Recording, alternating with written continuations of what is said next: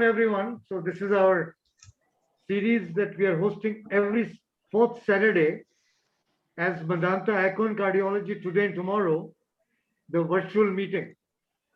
So this is session 7, and it's my honor truly to invite Dr. JP Aswani to chair the session. Let me tell you as a brief introduction that Dr. Sani and I and Dr. Manish, we've all been together for years and have traveled the path of cardiology and sick patients for many, many years. Dr. Sani is a senior consultant and he's chairman actually in the Department of Cardiology at Gangaram Hospital, been a good friend of mine. And people write publications and people write books. He has done all that. But the reason why he's so well known internationally is that he has been a part of some path breaking trials. Trials are ordinary trials are routine trials, but there are some trials which are really which make us change our practice the next day. And Dr. Sani, it's my privilege to invite him as chairman, has been one of those individuals who have changed the face of some of the therapies in cardiology. And of course, with me is Dr. Manish Bansal. Again, we've been together for many years of our productive years of our life, and we just continue to be there and work at the Medanta Heart Institute. And Dr. Sani, so over to you for steering this symposium, the 7th session of Medanta Echo and Cardiology today and tomorrow. Yeah. And thank you for joining us. Thank you, Dr. Kasliwal, for kind introduction, and thank you for inviting me for the this 7th session of the very important symposium, very important topic about the right placement of the dual pathway inhibition drug versus the DAPT in patients of coronary artery disease. And this has been always a debate that how to use these drugs in clinical practice, because this is a very common clinical scenario. We have been using Novax for years for the non-valvular atrial fibrillation, then subsequently for even prosthetic valve with tissue valve. Recently, the study on the mitral valve came called REVERSE study, where they found that it is equally effective and safer than the warfarin. And then we know we have been using these drugs for the prevention of DVT, for treatment of DVT, for treatment of pulmonary embolisms. And now finally, a new era came after the COMPASS trial, the use of this drug in the patient of chronic stable angina in different clinical situations. This versus the various clinical trials came in favor of using dual antiplatelet agents after 1 year, like ticagrelor and aspirin after the Pegasus trial, and then subsequently in diabetic population, we have the THEMIS trial. So those are the various studies which have come now showing that they are useful and beneficial, that if you can use these drugs after 1 year. But right placement of a right drug in the right place for right patient in right doses is the issue which is there always, and how to choose rivaroxaban versus the ticagrelor is a issue. So I think we have to, with this introduction, I will request Dr. Kasliwal. We'll be having 2 talks today. One, Dr. Kasliwal will speak about the DAPT versus the dual pathway inhibition, and Dr. Manish Bansal will speak about the role of either 1 or 3 2 antiplatelet with anticoagulant agent in different clinical situations. And you all know about Dr. Ravi Kasliwal. He is the chairman division of clinical and preventive cardiology and Medanta, and he has been the great teacher for everybody, a national award, a lot of scientific paper for him, and a great echocardiographer also, and a great clinician.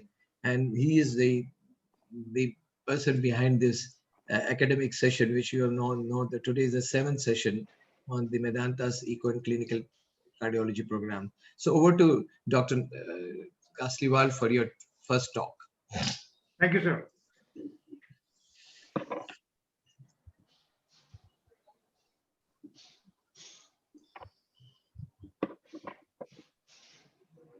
So as the stage has been set by Dr.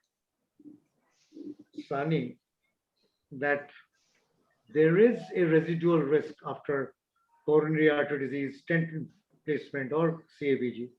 So what I will speak for the next 15 to 20 minutes is on extended protection with DAPT or DPI, dual antiplatelet therapy or dual pathway inhibition. Extended protection with these, which strategy or for which patient? Let me try my best to, it's a difficult question to answer, but let me see what I can do. Now, if you look at atherosclerosis, we all know LDLC, inflammation, insulin resistance causes an insulin resistance, but that doesn't cause disease. But if you add thrombosis to it because of shear stress or platelets or thrombin, you get atherothrombosis. And these can cause MIs, strokes, or acute ischemia. That is the very crux of the matter. That if we move from atherosclerosis to atherothrombosis, then we understand why there is a residual risk and why sometimes dual antiplatelet drugs may not work. So if you look at atherosclerosis, coronary artery disease causes angina or acute coronary syndrome, unstable angina, STEMI, non-STEMI, and cerebrovascular disease, large and small vessel disease, and peripheral artery disease, claudication. The one study which actually impressed me a lot, and this was Dr. Bhatt's study published in JAMA in 2006, way back, called the REACH registry, in which they enrolled almost 40,000 individuals with established CAD, 8,273 patients with established PAD, and 18,000 patients with established cerebrovascular disease. So, this is a huge population. And as you can see from the diagram here, that CAD, 61% of patients with PAD had concomitant disease in other vascular beds, and so on. So also patients of coronary artery disease. And that makes you think that, look, there is such an overlap of vascular beds, and you just cannot be happy that I opened the artery, it was the LAD, and now the patient is going to have a normal life. Well, of course he will, but there are many considerations in this. Now, coronary artery disease encompasses, therefore, a wide range of phenotypes. That's what Dr. Bhatt's study showed. You have acute coronary syndrome, non-STEMI, unstable angina. You have chronic coronary syndromes. And this definition given by the Europeans, CCS, chronic coronary syndromes, actually gave us a fresh look into what we used to call years before as stable angina. How stable is the point. So chronic coronary syndromes were given, and as recently as 2019, the ESC guidelines came up, and this gave us a new thinking as to vascular protection therapeutic pillars. The biggest pillar obviously will continue to be healthy diet, physical activity, exercise. Smoking cessation is a very big thing. Weight control, atmospheric pollution control, psychosocial support, so on. But just because we are talking of DAPT or DPI does not mean that we can forget lipid lowering, blood pressure control, blood glucose control, and antithrombotic protection then follows. And whether this is DAPT or DPI is what we will discuss. But the current medical vascular protection therefore comprises of not 4, but actually 5 pillars. So do you still think that there is a scope for improvement with current antithrombotic regimens? Let us see. If we look at chronic CAD, this is characterized by platelet activation and persistent thrombin generation. So in the acute stage, in the acute phase, naturally it becomes correct that we give them a strategy of dual antiplatelets, because this is the strongest phase of platelet activation, and this lasts for the acute phase, and then follows the chronic phase. And I give you a simple example. The patient had a proximal left vein, proximal LAD stenosis. He opened, but the RCA, right coronary artery, and the circumflex may have had 50 or 60% lesions. Will you continue to give them only dual antiplatelet, or in the chronic phase, will you revise your strategy that these things don't increase and the patient continues to be in a good state? Because there is prolonged thrombin generation all throughout. So there is platelet aggregation, platelet activation, and there is prolonged thrombin generation. Now, this is what the study showed, that persistently high MACE risk is there in CV disease. So major acute cardiac events occur throughout, and these are the REACH registry, the registry 1 year post-MI, the LEADER trial, Sweden post-MI trial, all these have shown, and this was a study actually by Kim Fox published in 2019. So these are all recent studies. So the question is aspirin alone adequate for vascular protection in CAD? At a point of time, we all believed it could. But most studies on ASA were conducted decades ago, not even several years, but decades ago. These studies differ significantly from current clinical norms in terms of dosing frequency and amount, and they are not reflective of the modern day clinical settings, therapeutics, and event rates. We have totally changed.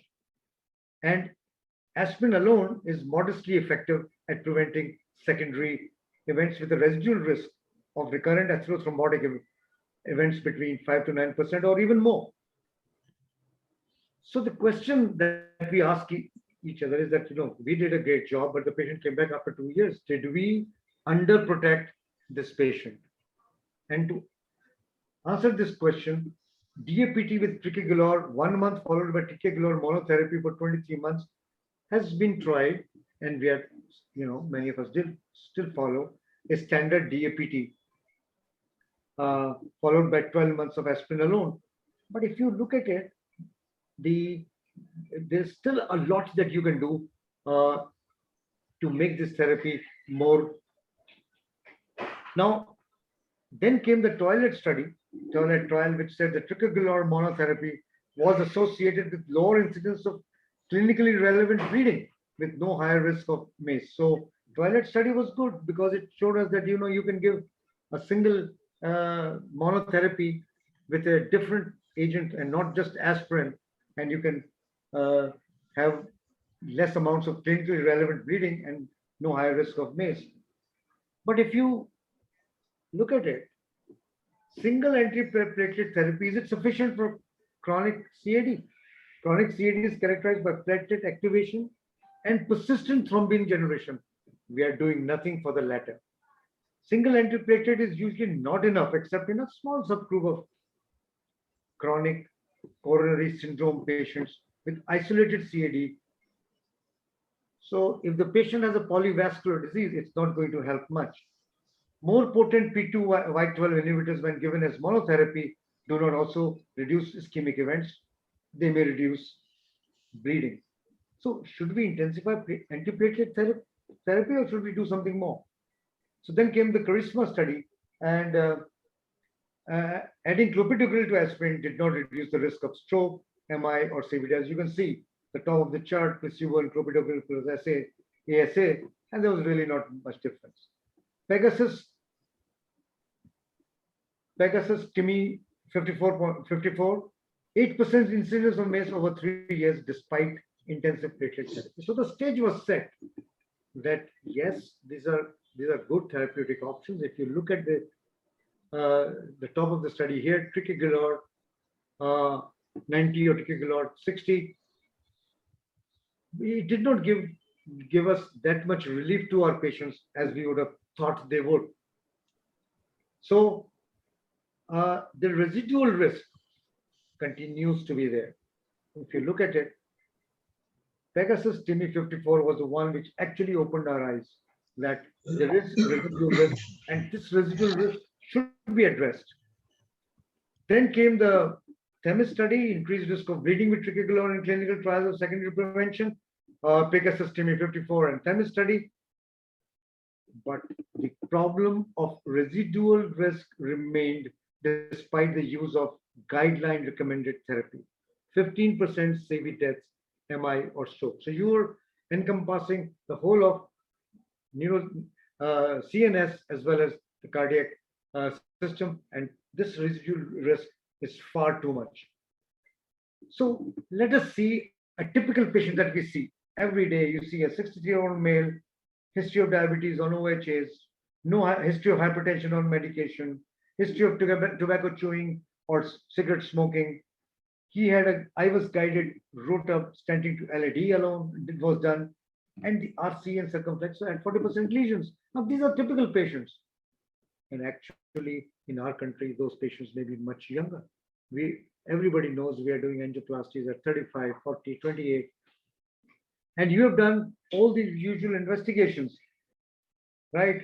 So what is the optimal antithrombotic approach for a patient like this? He is high risk, and most patients, many patients in our country are actually high risk patients. Diabetes is so common, hypertension is so common, smoking, tobacco chewing in some form or the other is also very common. So what is the optimal antithrombotic approach for secondary prevention in these high risk individuals is what we are going to talk about. Should it be DAPT? I've shown you some of the problems that DAPT may have. Should we then switch over to dual pathway inhibition instead of dual antiplatelets? Should we be doing that? That's what. So what we already know about the role of coagulation therapy pathway, we know thrombin is the most powerful platelet agonist. All thrombi contain fibrin or fibrinogen. Fissured plaque thrombosis initiated by tissue factor coagulation. So if you look at it, there is basically intuitive thinking that maybe thrombin inhibition might help in these high-risk individuals. So looking at this diagram, you look at low-dose aspirin, it binds to thromboxane A2, and then you look upwards and you see rivaroxaban, a factor 10A inhibitor. It not only inhibits thrombin, but also has a good effect on fibrin and the clot formation in the coronary area. So that's what people thought, that dual pathway inhibition with rivaroxaban 2.5 plus aspirin, both platelet activation, thrombin generation, is therefore targeted in CAD and PAD, and of course CAD and strokes go hand in hand. This is European Heart Journal 2010. So then the COMPASS study came about, and if you look at Dr. Bhatt's article many years ago of the REACH registry, he had also mentioned that a study like COMPASS has already started in 2017, and maybe this will give us an idea what we need to do. So this therapy, the COMPASS study, antithrombotic investigations were stopped 1 year ahead of expectations in February 2017 due to overwhelming efficacy in the rivaroxaban 2.5 BD plus aspirin arm. Mind you, rivaroxaban with or without aspirin in stable cardiovascular disease, short abbreviated as COMPASS study, was a study spearheaded by Salim Yusuf and his colleagues, and this study gave us the following message that maybe this is more efficacious because we are targeting two things. We are targeting the platelets, and we are also targeting thrombin mechanism. Now, COMPASS study was a dual pathway approach, 27,000 patients, rivaroxaban 2.5 plus aspirin, rivaroxaban 5 milligrams twice a day, aspirin 100 milligrams a day. And the average follow-up was huge. I mean, it's 23 months was the average follow-up. And people had either CAD or they're people with symptomatic PAD. And the high-risk people were those who have current diabetes or EGFR less than 60 or have heart failure with reduced ejection fraction, prior non-lacunar ischemic strokes, or are current smokers. And atherosclerosis is seen in more than 2 vascular beds. So these are all patients with what we call as polyvascular disease. These are the basic baseline characteristics, and these could be seen in most of our patients as well. And they were optimally managed with lipid-lowering therapy and ACE and ARB. So you can't say it's just the DPI which is causing everything good. No. Patients enrolled in COMPASS study had high risk of secondary vascular events despite receiving proven secondary prevention therapies. What were these therapies? These were lipid lowering and also the ACE and ARB therapy. Now, dual a pathway inhibition with rivaroxaban and aspirin significantly reduced MACE and MALE both. That means uh, acute coronary events as also the events, the limb events. And so this COMPASS study also showed decrease in the MACE. This is the only study actually which also showed decrease in CV deaths. Maybe these are only relative risk reductions, but it was significant at 22%. Myocardial infarction, strokes, and all-cause deaths. So this was a significant study. And the incidence of fatal and intracranial bleeding was low and similar in both the groups. So there's acceptable bleeding because you can't say, okay, I will stop this, but actually the patient gets an ICH. But if you look at it, fatal bleeding in ICH was actually less with rivaroxaban 2.5 twice a day and aspirin once a day, 100 milligrams. And rivaroxaban plus aspirin was associated with a significant improvement in the net clinical benefit. Also shown here that this therapy gave was actually favoring the rivaroxaban and aspirin combination. CAD patients consistent benefits irrespective of time since the previous MI. That's important. That whatever time the MI may have taken place, whatever time you think you can start it, start it. And also decreased ischemic and uncertain strokes. So 49% reduction is huge because, mind you, these diseases, atherosclerotic disease will not take place in one segment. Generally, it will be polyvascular, PAD, CAD, and CVAs. So why DPI in PAD? COMPASS PAD primary outcomes also showed that there was a 40% risk reduction, and there was and there was also decrease in major amputations. So that's what you want. And also, I'm sure most clinicians know that those who come with PAD at least definitely have coronary artery disease. So absolute benefits of rivaroxaban vascular dose 2.5 plus aspirin is highest in high-risk patient groups. So you have to take your high-risk individuals, and if you believe in the COMPASS study, then you will be able to do good to them over a period of time.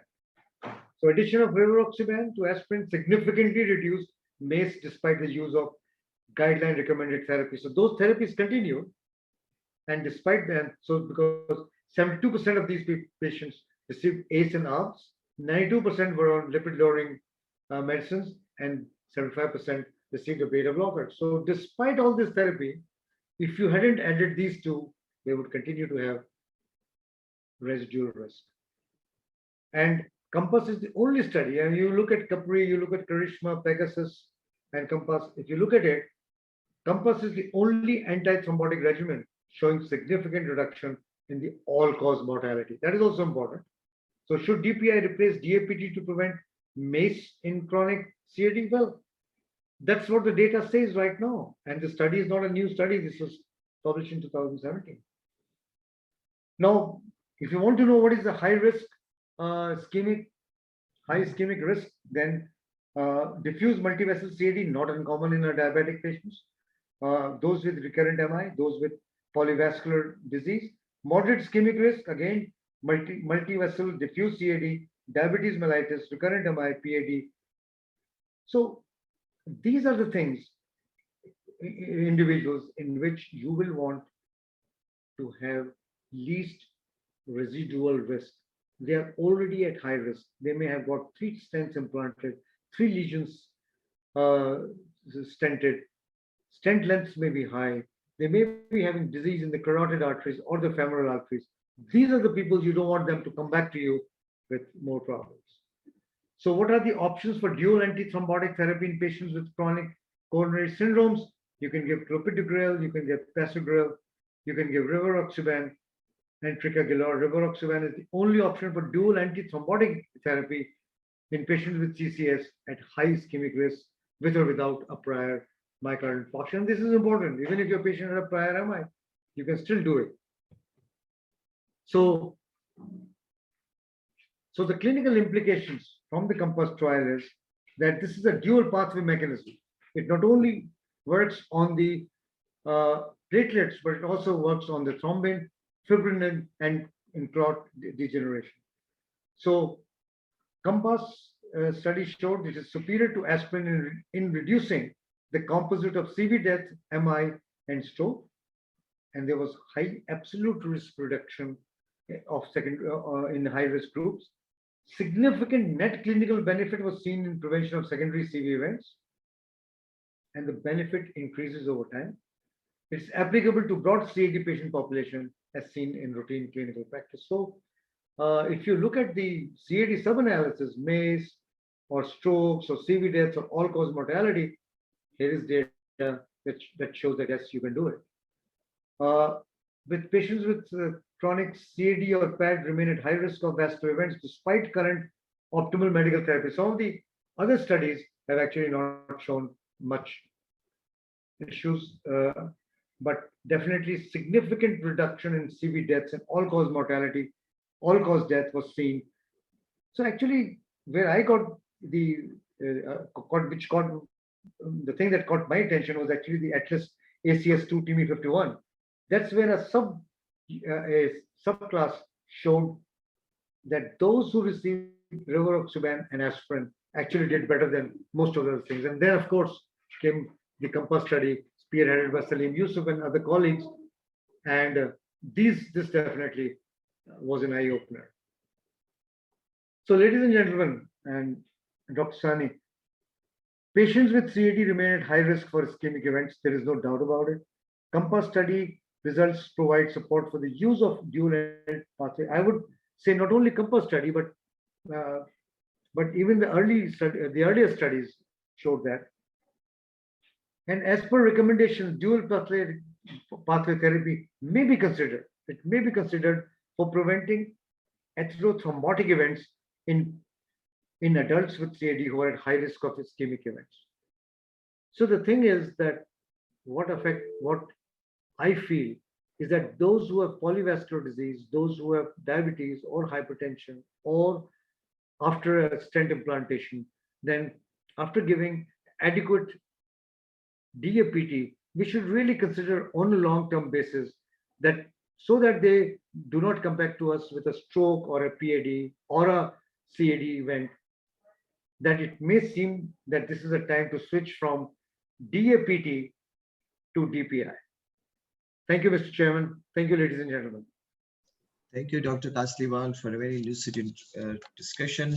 And we have nicely discussed about the residual risk of the coronary artery disease patients, and the dual pathway inhibition seems to be superior, as you have shown in your talk. And we know that the subgroup analysis of the COMPASS also came, and that we have shown, as you rightly said, that subgroup people with less than 65 years of age, or diabetes, with heart failure, patient with polyvascular disease, with CKD, these are the people, they get much more benefit, as you rightly said.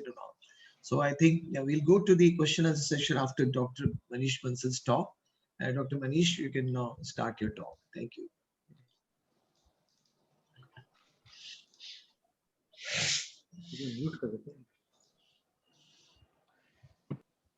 So my slides are visible? Yes, yes, it's visible. Thank you. Good afternoon, sir. Thank you for the invitation, and I thank Dr. Kasliwal for this opportunity. So as we all know, the current guidelines recommend that every patient who presents with an acute coronary event should be treated with dual antiplatelet therapy for 1 year, regardless of the management strategy. That is a general recommendation for all patients presenting with an ACS. But we also know that all the patients are not same.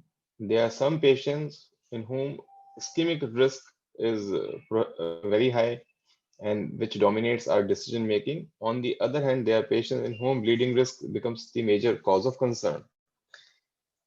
And therefore, in every patient, we need to balance the ischemic benefit versus the risk of causing bleeding by more potent antithrombotic therapy. And therefore, we need to decide in every patient what works best for that particular patient. So if the patient has high ischemic risk, then we may have to go for extended DAPT or even DPI, as Dr. Kasliwal just talked about.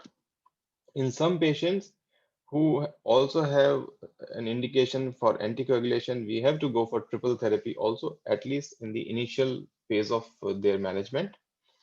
On the other hand, if ischemic risk is high, then we may have to shorten the duration of DAPT in patients who are presented with ACS and may or may not have undergone PCI. So I'm going to talk about initial triple therapy and shortened DAPT. The other thing has already been covered by Dr. Kasliwal. So let us first talk about short DAPT.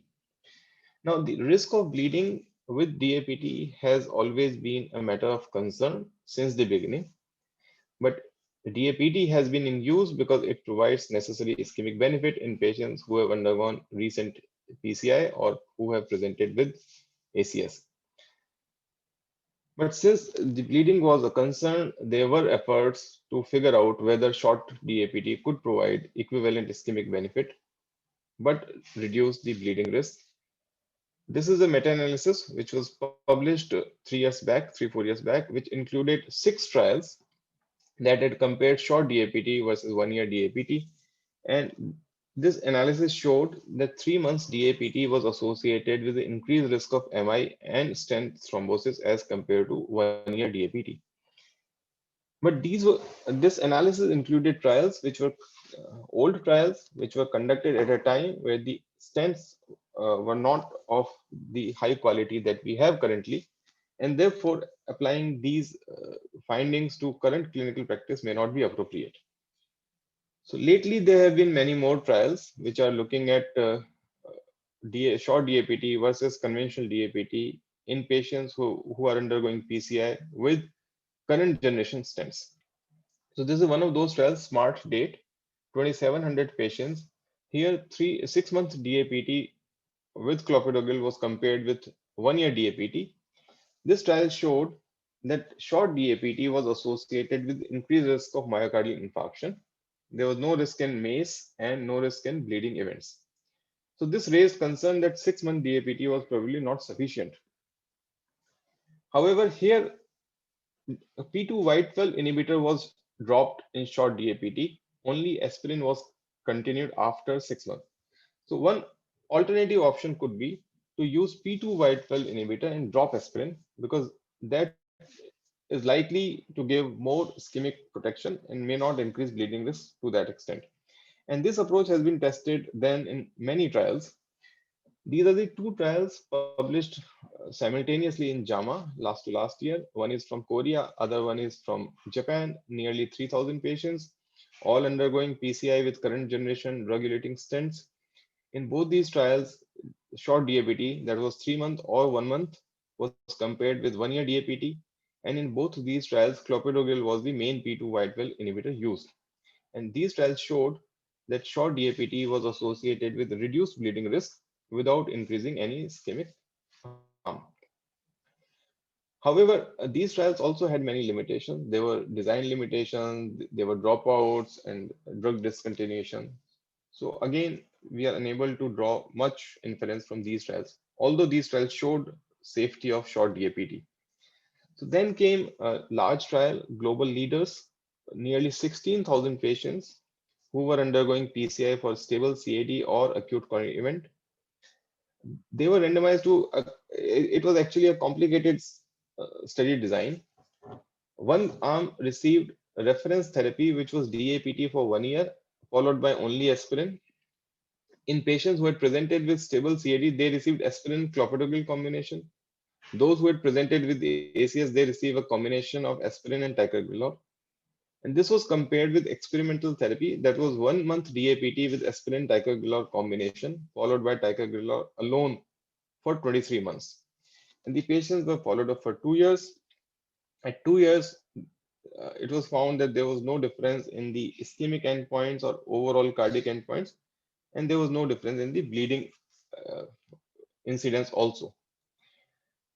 But as I mentioned, this was a complicated design, and there were it was a mixed population, mixed regime, so it was difficult to interpret much from this study. So a post-hoc analysis of this trial was published, which only looked at patients who had undergone PCI for ACS.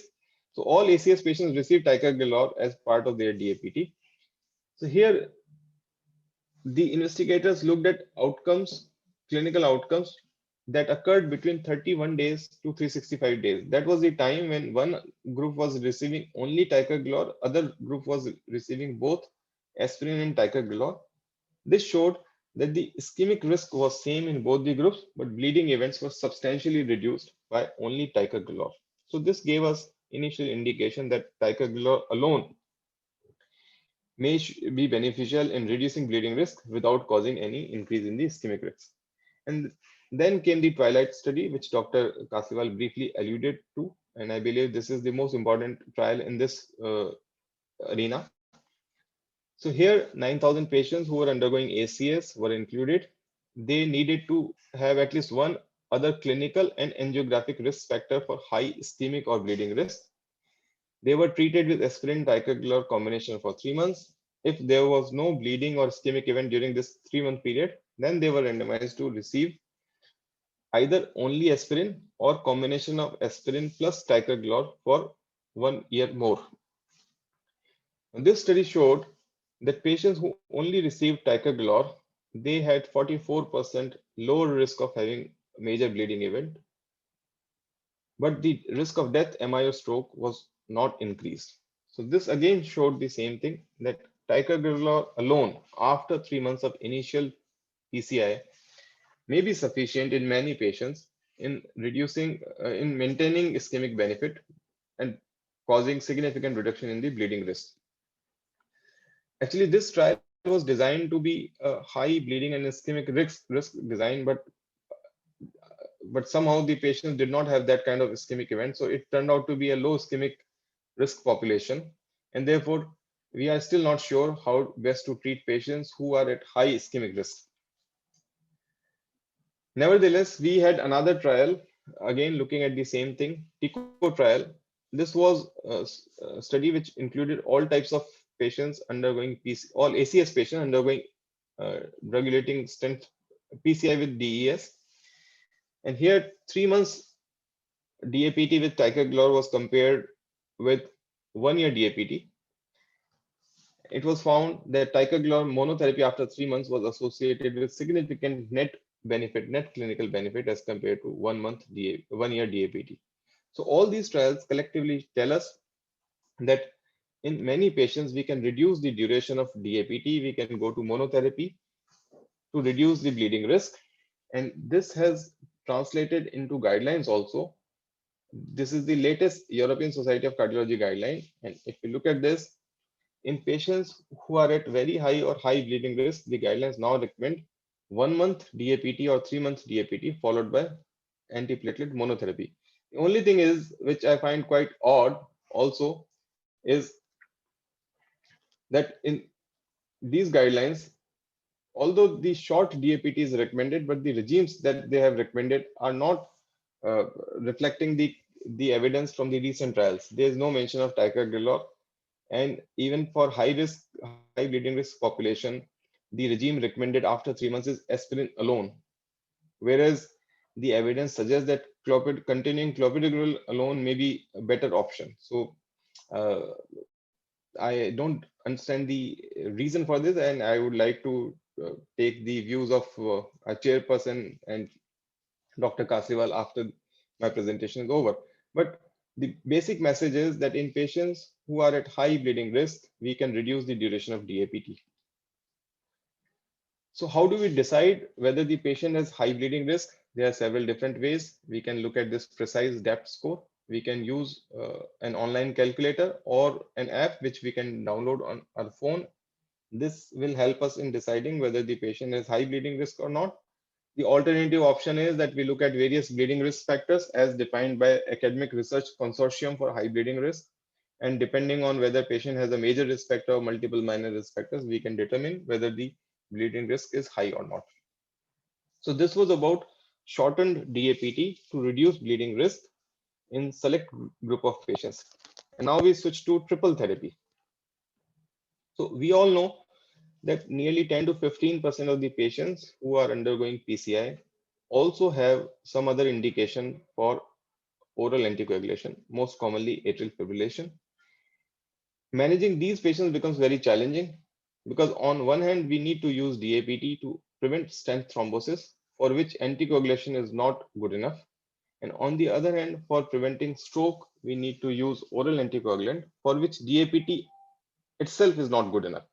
So we have to use both DAPT and OAC, which becomes a triple therapy, which is associated with significant increased risk in the bleeding. So how we can further optimize this regime? So this has been an area of intense investigation over the years. This is the worst study, which was published nearly 8 years back. At that time, the main oral anticoagulant in use was warfarin. It actually still is in use, but the guidelines recommend NOACs. So in this trial, 573 patients were included, and triple therapy with warfarin clopidogrel was compared with warfarin clopidogrel dual therapy. And the study showed there was 64% reduction in the bleeding risk with dual therapy without any increase in the ischemic events. In fact, combined secondary endpoint of death, MI, stroke, target vessel revascularization, and stent thrombosis was actually lower in patients who received dual therapy. All-cause mortality was also reduced, mainly because of reduction in the bleeding events. So overall, there was significant benefit with dual therapy as compared to triple therapy based on warfarin. But now, as I mentioned, warfarin is not the preferred anticoagulation that we use for treatment of non-valvular AF. We are now using direct acting oral anticoagulants, mainly because they are much safer than warfarin, and they are at least as efficacious as warfarin. In some doses, they are more efficacious. So there have been 4 important trials in this field looking at the role of DOACs in AF and ACS management. Pioneer AF was with rivaroxaban, Redual PCI with dabigatran, Augustus with apixaban, and Entrust AF with edoxaban. I am going to talk about the first 3 because they are the most relevant for our population. So Pioneer AF was the first trial. This compared 3 different regimes. First was triple therapy with warfarin and clopidogrel. Second was triple therapy with rivaroxaban 2.5 mg BID. And the third was dual therapy with rivaroxaban 15 mg OD and clopidogrel 75 mg OD. Now we need to remember that neither of these doses that were used of rivaroxaban in this trial are approved for stroke prevention in AF. For stroke prevention, we need to use 20 mg. So here the dose used was either 2.5 mg BID or 15 mg OD. But this trial showed that both these rivaroxaban-based regimes were associated with significantly reduced risk of major bleeding without any increase in the risk of MACE. Although there was some numerical increase in stent thrombosis, it was not statistically significant. Then came Redual PCI, which dabigatran. This compared triple therapy with warfarin with dual therapy based on dabigatran. Both the doses of dabigatran that are approved for use for prevention of stroke in AF were used in this. So it was basically not a fair comparison. On one hand, we had triple therapy, which included warfarin. On the other hand, we had dabigatran based dual therapy. This study showed that again, regimes based on dabigatran were associated with significantly lower bleeding risk. Overall MACE was not increased, but there was a numerical increase in the number of thromboembolic events, although this was not statistically significant in patients who received lower dose of dabigatran. So where do these 2 trials lead us?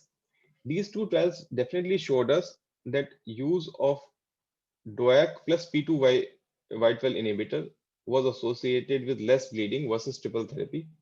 But any further interpretation was not possible because in Pioneer, the doses that were used were the ones which are not approved for stroke prevention. And in Redual, the main problem was that we don't know whether the benefit was because of dropping aspirin or because of using dabigatran instead of warfarin because of the study design. And then these trials were also not powered to look at ischemic events. So then came the most important trial in this field, that is Augustus. It included 4,600 patients. These were the patients who had AF, for which they needed oral anticoagulant, and they had presented either with ACS or they were undergoing PCI for stable CAD. They were then randomized into two groups. One group received apixaban 5 mg BID, other group received vitamin K antagonist. This was open label comparison. And they were then also randomized to receive either aspirin or placebo in double blind manner. So this was a 2x2 factorial design and gave us 4 different comparison groups. All patients received P2 Whitefell inhibitor. Trial continued for 6 months. So one point which we need to remember is that in all these trials, main P2 Whitefell inhibitor that was used was dabigatran in more than clopidogrel in more than 90% patients. Only few patients received ticagrelor or prasugrel. So what this trial showed was that compared with warfarin or vitamin K antagonist, apixaban was associated with 30% reduction in the risk of major bleeding, which was highly significant. Similarly, aspirin was associated with 90% increased risk in bleeding as compared to placebo. So when we look at all the 4 groups, the highest bleeding risk was seen in patients who received triple therapy, which included vitamin K antagonist, aspirin, and a P2 Whitefell inhibitor. On the other hand, lowest risk was seen in patients who received apixaban alone on the background of P2 Whitefell inhibitor. In fact, there was 11% absolute risk reduction, which meant that you have to treat only 9 patients with this triple therapy to cause 1 extra bleeding as compared to a dual therapy based on apixaban, including P2 Whitefell inhibitor, mainly clopidogrel. The secondary outcome in this trial was death or hospitalization, which was again reduced by apixaban as compared to vitamin K antagonist. There was no change on this endpoint in aspirin versus placebo comparison. Most of the ischemic endpoints also did not change, except that stroke was significantly reduced in patients who received apixaban as compared to vitamin K antagonist. And there was a numerical increase in the risk of definite or probable stent thrombosis in patients who did not receive aspirin. So basically what it means that in all these 3 trials, there is a signal towards increased risk of stent thrombosis by dropping aspirin from the regime. But we need to remember that stent thrombosis is much less common as compared to bleeding events. This is a comparison. Only 19 episodes of stent thrombosis compared to 200 episodes of major bleeding. So therefore, preventing bleeding events significantly outweighs any risk associated with increase in stent thrombosis. And even that risk is not statistically significant. So in patients in whom if we are very concerned about the risk of stent thrombosis, continuing aspirin for some more time may make sense. This benefit of apixaban over vitamin K antagonist was seen regardless of how these patients were treated, whether they had ACS and treated medically, ACS undergoing PCI, or elective PCI was being done. Although there was trend towards greater benefit in patients who had presented with ACS and were treated medically. 56% benefit here as compared to 18%. The P for interaction was not significant, which means that the clinical presentation did not matter, although there was a trend. Subsequently, a meta-analysis was published, which included these 4 important trials: WOST, Pioneer AF, Redual PCI, Augustus, which compared these 4 regimes: triple therapy with vitamin K antagonist, triple therapy with NOAC, dual therapy with vitamin K antagonist, and dual therapy with NOAC. In WOST, only this comparison was done: vitamin K based dual therapy versus triple therapy. Redual PCI compared only this: triple therapy with vitamin K antagonist and dual therapy with NOAC. Pioneer AF PCI compared these 3 groups. In Augustus, we compared all the 4 groups. The meta-analysis showed the same thing, that when we use dual therapy, which includes NOAC and P2 Whitefell inhibitor, there is substantial reduction in the bleeding events, and there is no increase in MACE risk. So this has translated well into the clinical practice guidelines also. These are the recommendations of European Society of Cardiology 2020 for management of non-ST elevation ACS in patients who already have AF. The guidelines recommend that for first week, when the patient is in hospital, we should treat them with triple therapy. We should preferably use a NOAC as anticoagulant and then DAPT. Preference should be given to clopidogrel because most of the evidence is from that. Then the default strategy is that for 1 year, we continue only dual therapy, NOAC plus single antiplatelet, that is going to be clopidogrel. And after 1 year, we need to continue only NOAC because a previous study like AFFIRE have shown that after 1 year, continuing aspirin and anticoagulant only increases bleeding without giving any benefit. In patients who are at high bleeding risk, we can shorten this dual therapy period to 6 months, and after that we just continue oral anticoagulant. And in patients who are at high ischemic risk, we can extend this triple therapy to 1 month and then continue dual therapy for remaining 11 months of the first 1 year. After that, only oral anticoagulant. So just to summarize, antithrombotic therapy is indispensable in the management of CAD, especially in patients who present with ACS. Antithrombotic therapy reduces ischemic events but increases the risk of bleeding. Careful balancing of ischemic and bleeding risks is needed in every individual patient to get the most optimal results and best outcomes. Thank you. Thank you, Dr. Manish, for very good presentation and very clearly given us the placement of single, dual, and triple therapy in different clinical situation in patients of CAD. So now we are open for question answers. I have just looking into the chat box. First question I think is which is to Dr. Kasliwal is that as we have seen, the COMPASS trial is definitely showing a superiority over the Pegasus, I mean the triple dual antiplatelet agent. So which are the patient where in clinical practice you will like to put them on ticagrelor and aspirin now? I mean, who are those group of population? We should be put on that. No, see, by presenting data on DPI, one is not saying that DAPT is out.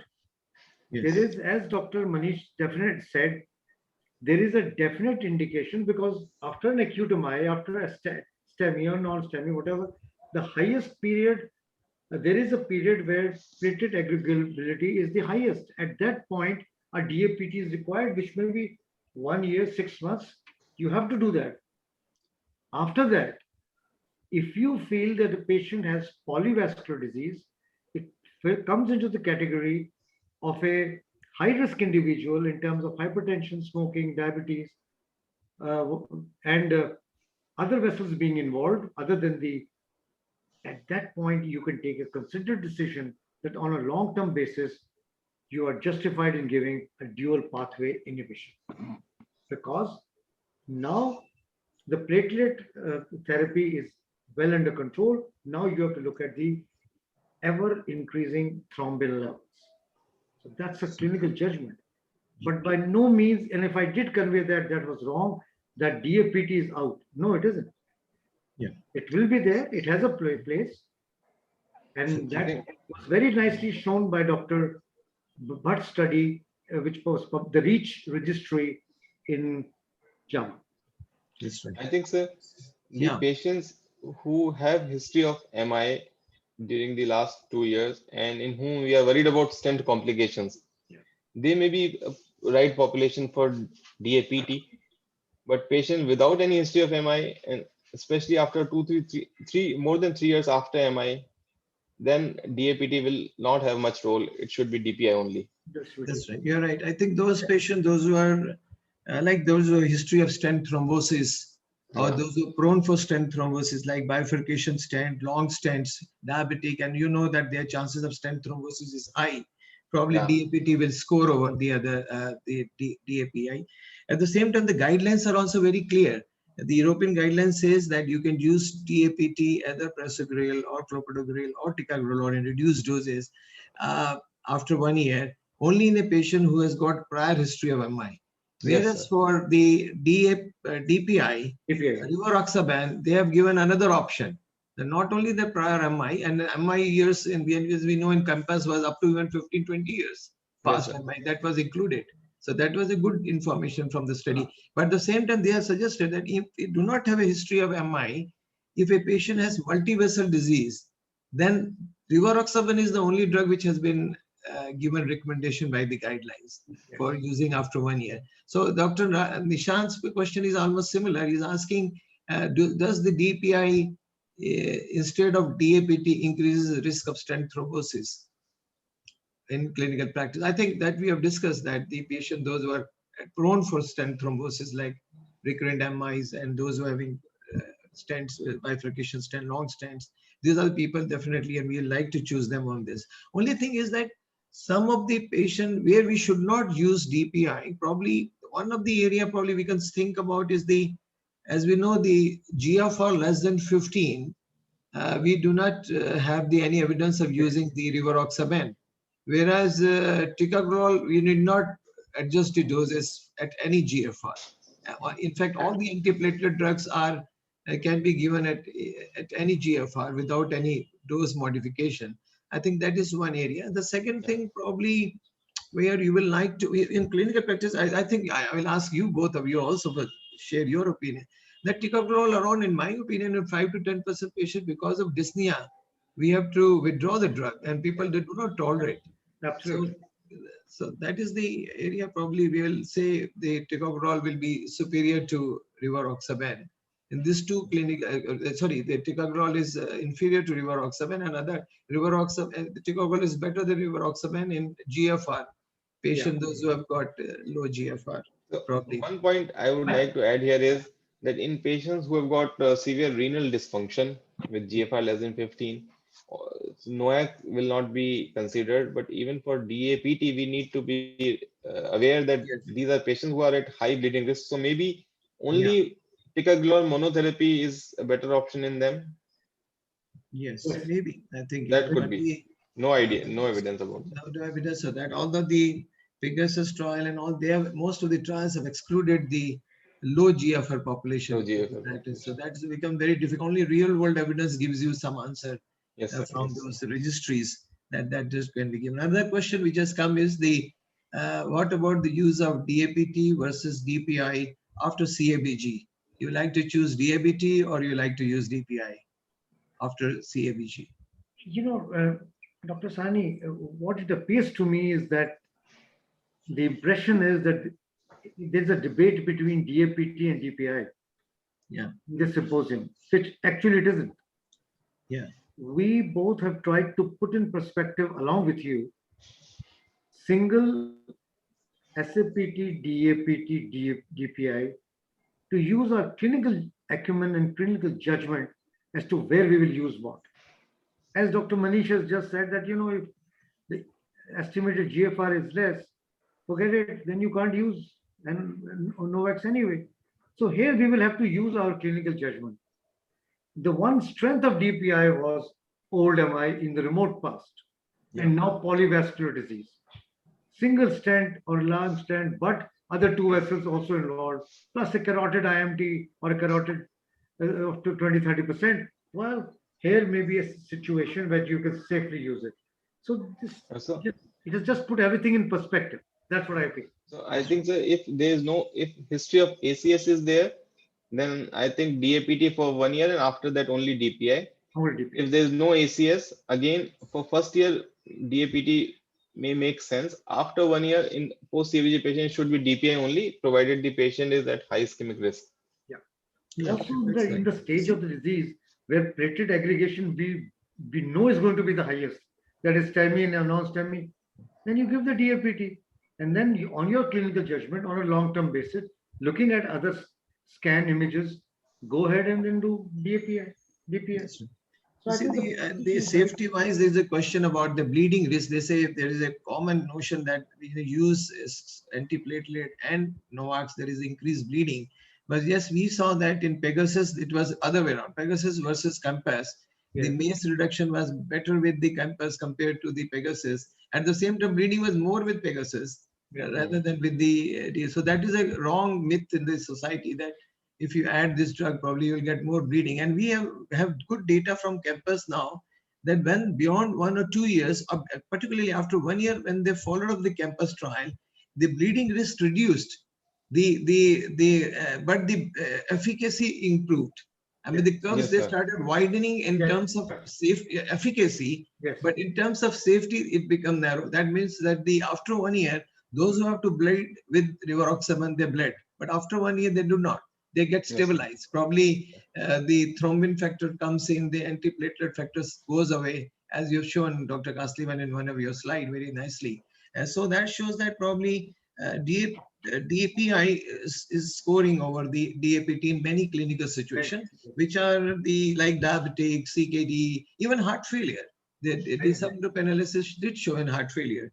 But one question is that in heart failure, the Commander heart failure trial, where they have used similar type of rivaroxaban 2.5 milligram twice a day, along with aspirin, did not show superiority. I mean, it trial which was neutral as against the Compass.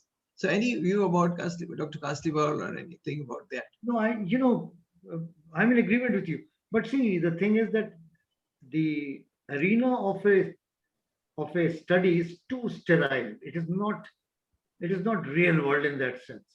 Yeah. Sometimes even major studies with the same kind of patient population can differ. But what I think this symposium has brought forth is that given the real world scenario, you can now choose between 3 options or 4 options you have with safety on a long term, whether it is post MI or after this. But really, I was a bit surprised after the Commander study, which Yeah. the Compass. You see, it looks like when what I remember, you correct me, that the Commander was a acute heart failure trial, Yes. and it was EF ejection fraction less than 30% were also included. Yes. And in Campus, we did not include those group of patients. They were more of a stable patients, EF more than 30%. And that's why probably they made a difference in the outcome of the trial. And then in the Commander, if we go into subgroup analysis, yes, the vascular events reduced there also. Yes. Only thing, acute setting, when acute heart failure is there, acute MI heart failure, probably the initial stage of therapy may not be very useful with rivaroxaban. So any patient population in which heart failure outcomes dominate, antithrombotics will not play much role there. Yes, There we need to use drugs like ARNI or SGLT2 inhibitors. Yeah. But those populations who have relatively stable heart failure, where thrombotic events are more important, there it's going to work. That's right. I think That's right. That's absolutely right. the other area is the triple therapy after the atrial fibrillation patients. So one question is coming that how do you choose a NOAC? I mean, or suppose the patient is on one NOAC and he develops he's on NOACs because of atrial fibrillation, and now he develops ACS. We have done the PCI, and as we all partner to all the trials, we participated in adjusters also. There they allowed us for 7 to 15 days of triple drug, and followed by, at the discretion of the investigator, they've given that you can go to 2 drugs versus 3 drugs to continue further. As I remember, the Augustus subgroup analysis came, as you rightly saw, Dr. Manish, in your slide, that when we are omitting aspirin, then there is a chance of stent thrombosis and also myocardial infarction more. Although the bleeding is much, much less. So the bleeding outweighs the efficacy part, and you rightly said the number of stent thrombosis are very low. But yes, if a patient has high risk of stent thrombosis and acute MI, probably what the subgroup analysis from the Augustus came was that you give triple drug, which includes aspirin, for 1 month. And after 1 month, they did not find any benefit of adding aspirin. Rather, it increased bleeding, but there was no benefit on reduction of stent thrombosis. So I think triple drug for 1 month may be a good idea for such type of population, rather than the giving the treatment for that. I think that's what the question comes about many times. Followed by clopidogrel and warfarin? No, clopidogrel, apixaban. Apixaban. They were superior, and so after 1 month we should choose only clopidogrel, not the other P2Y2 inhibitor, as the guideline says. And we have a data now from Radual as well as Pioneer, where they have done a subgroup analysis of small number of patients. 7 to 10% patients were also on, besides clopidogrel, they were on ticagrelor or prasugrel. And when they did the subgroup analysis of this compared with the clopidogrel, they found there were more bleeding with ticagrelor and prasugrel along with Novak compared Yes, to sir. clopidogrel. And that probably has led to the guidelines acceptance of clopidogrel to be given as a drug for long term along with the Novak.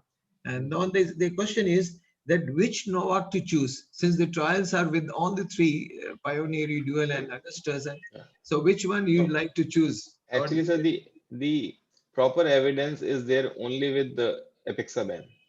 In Pioneer trial, the dose that was used was not the one which is used for AF management. yeah, And in Redual, we don't have a direct double therapy versus double therapy comparison. Although theoretically speaking, all three should yeah, be beneficial over vitamin K antagonist any day, and we should be able to choose any of these three. But for this particular population, since evidence is there with apixaban mainly, for this but particular population, my preference will be apixaban. but suppose a patient is on dabigatran already, and So now I will with continue. ultrasound, I did not change it. No, I will not change. Yes, sir. I will not change. We'll continue to give the drugs to Yes. the same population. Yeah. There is a question coming up. If D dimers is very high, 7,500, roll up DRPT, not a COVID-19 patient. Patient So is no not a role for COVID-19. no role for DAPT in such a situation. Yeah. We need to find the cause for high D dimer. If there is thrombotic event, patient should be on antithrombotic, not Yes. antiplatelet therapy. Generally, they have pulmonary embolism and all other clinical situations where we have to Yes, be sir. careful, and we should use the anticoagulant rather than DAPT. DAPT do not have any benefit in such clinical situation. That's right. And they good. So I think So we I have would like just asked one any comment here. Huh. So, in the morning only, I received a phone call from my cousin in Jaipur. He is around 55. He underwent PTCA 7 years back, single vessel disease, no comorbidity. He got one stent. He was inquiring about COVID vaccine. So I asked him what treatment you're taking, and he is taking dual antiplatelet therapy. It's been 7 years. He met his interventional cardiologist 3 months back, and he continued same. And this is a very, very common practice. People continuing DAPT for 7 years, 10 years, 12 years. So whenever we talk of bleeding risk with aspirin, low dose rivaroxaban combination, we should realize that actually in real practice, we are causing more harm Yes. by continuing DAPT indiscriminately in all these patients for so many years. This I think Yeah. agree with you. A very Particularly important point, more yes. common with the elderly population. Yes, We have sir. to be very, very careful. Once you have used for 3-4 years or 2.5 to 3 years, what the recommendation is there. Suppose you was a high risk case for thrombosis. But I have seen many, many patients coming to me, particularly elderly, more than 70, 75 years of age, on dual antiplatelet agent. They complain and say, Doctor Saab, kamjori ho rahi hai. I feel little lethargy, thoda thak jate hain. So I checked their hemoglobin. And it was around 11, suppose. And then I checked his last hemoglobin done maybe 2 years ago or something, it was 13, something like that. So it looks like there is some amount of bleeding going on. All that is must be because occult stool for occult blood we do, then we may pick up. So I think they generally bleed, I've seen. So you are very right that we need not continue with dual antiplatelet agent unnecessarily when patient is already stabilized for 2.5 to 3 years of his event. So I think we have to be in clinical practice, be little careful about that part because many times they do harm to our patient rather than giving extra benefit to a high risk population. You know, Manish, what happens is that many a times when such a person comes to a clinician, he says, oh yeah, the guy is doing very well for the last 5 years. Why should I take him off? Yeah. But reality is what you are saying. That Yeah. the things have changed. The values have changed. You should change it and put him on a SAPT. Yeah. No. So thank you so much, Dr. Sani. This is great. Thank you, sir, for. Thank you, sir. Thank you. Thank you very much. Thank you. And I think this symposium has told us SAPT, DAPT, DPI all in one symposium. Yes. And Under, triple therapy. under, And under triple your therapy. dynamic chairmanship. Thank you very much, sir. Thank you, sir. Okay. Thank you, sir. Thank you. Thank you.